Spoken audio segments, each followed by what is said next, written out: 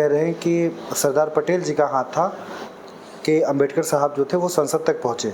नहीं, स्वीकृति तो उनकी भी थी। जब ले गए तो गांधी की भी सहमति ली, ऐसा नहीं कि गांधी की सहमति नहीं ली, क्योंकि गांधी अगर विद्रोह कर जाते तो उन स्थितियों में किसी के बस का नहीं था कांग्रेस पार्टी सहयोग करके उनको संविधान सभा में ले जाए। और उस समय गांधी जी जीवित थे। 47 में लेके गए, जुलाई 47 में ये यमार जयकर की सीट खाली करवाई, उस समय ले गए। लेकिन उसमें एक सबसे बड़ी खास बात थी, और खास बात ये थी कि जब बंगाल की सदस्यता डॉक्टर अम्बेडकर की चली गई तो इन्होंने लंदन की यात्रा की। चर्चिल इनका अच्छा मित्र था, इनको विश्वास था अंबेडकर जी का जी कि हम अंग्रेजों के दबाव से करवा लेंगे। लेकिन चर्चिल उस समय विपक्ष में था। उस समय के पत्र हैं, उसमें अखबारों में छापा है कि अगर डॉक्टर अम्बेडकर को कुछ चाहिए तो इनको चर्चिल को सत्ता में आने तक इंतजार करना पड़ेगा। मतलब ये कमेंट था एक तरीके से। और उस समय चूंकि सरदार पटेल भी शूद्र समाज में पैदा हुए थे, शूद्र समाज में, और उस पीड़ा को उन्होंने समझा। निजलिंगप्पा ने एक जगह लिखा है, कांग्रेस के बड़े नेता थे दक्षिण भारत के, उन्होंने लिखा है कि सरदार पटेल ने एक बार कहा कि पहले जो यहाँ विधान चलता था, मनु का विधान, वो एक ब्राह्मण ने लिखा था। मैं चाहता हूँ कि भारत के संविधान को एक शूद्र लिखे। मनु का, मैं थोड़ा सा इंटरप्ट कर रहा हूँ, मनु का विधान का मतलब है मनुस्मृति। मनुस्मृति जी। तो उन स्थितियों में सरदार पटेल के साथ चूंकि उनका संगठन बहुत मजबूत था, कांग्रेस संगठन उनके साथ था। और एक सबसे बड़ी बात थी कि गांधी जी ने जब वो ज्यादातर स्टेट, एक चीज़ और मैं रोक के पूछ लेना चाह रहा हूँ आपसे।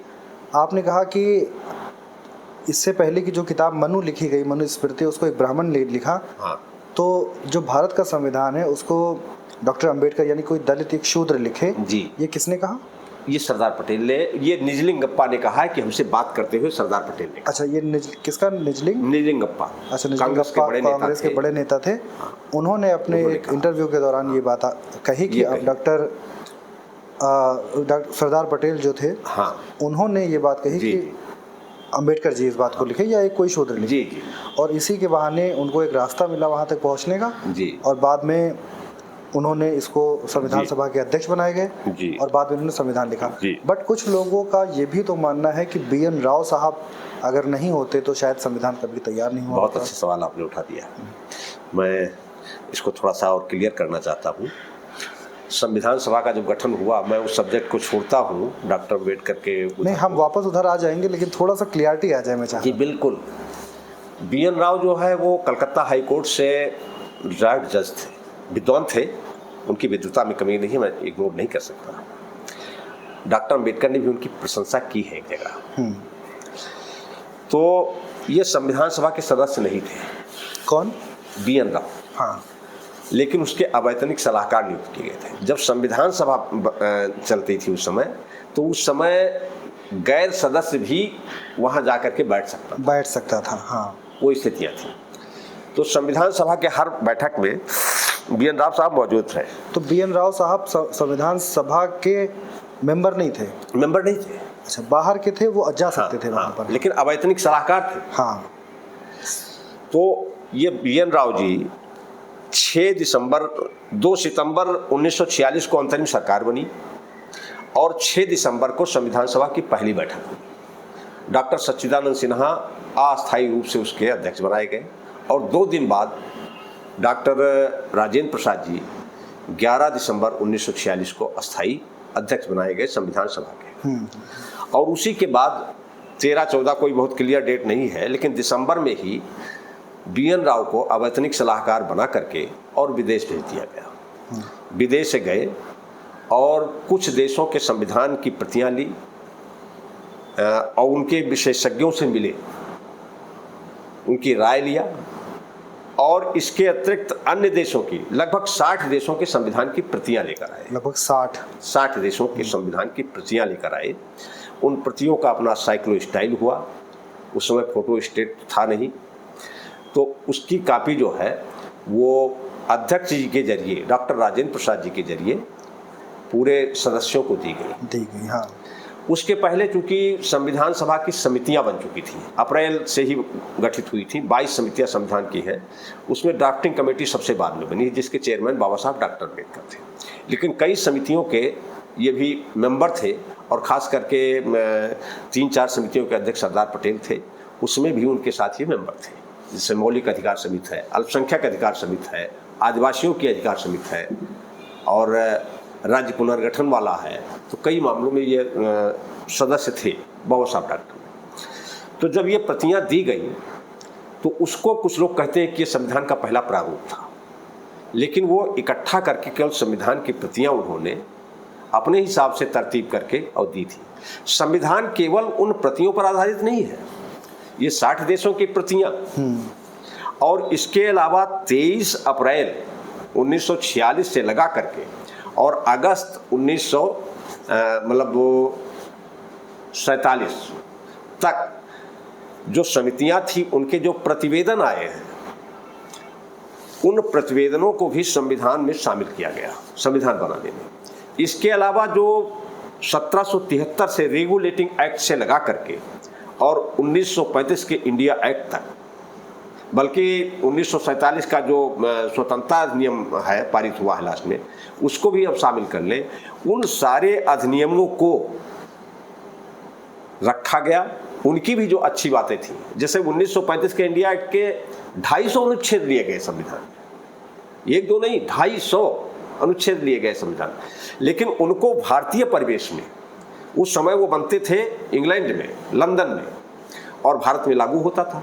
भारतीय परिवेश में उनमें क्या परिवर्तन करना है, ये परिवर्तन करने का काम सब डॉक्टर अंबेडकर ने किया।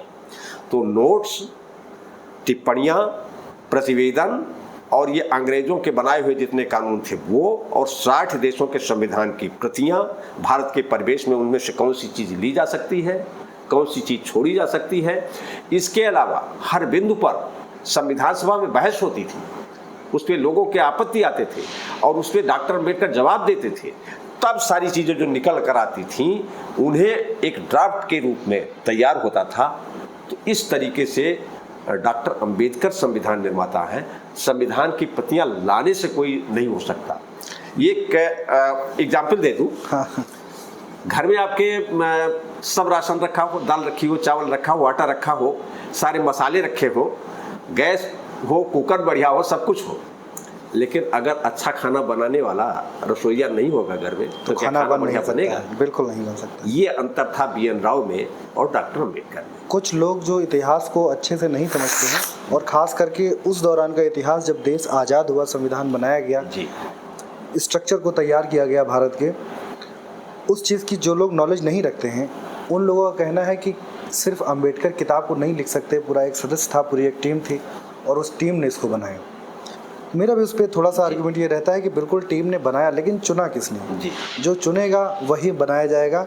जैसा कि अभी आपने एग्जाम्पल दिया ये सेफ वाला कि अगर अच्छा सा खाना बनाने वाला नहीं होगा तो खाना नहीं बन सकता है, तो बिल्कुल वो वही वाली बात है कि आप मसाला डाल दीजिए, आप मिर्च डाल दीजिए, तो मिर्च डालने वाला कभी खाना बनाने वाला नहीं होता है।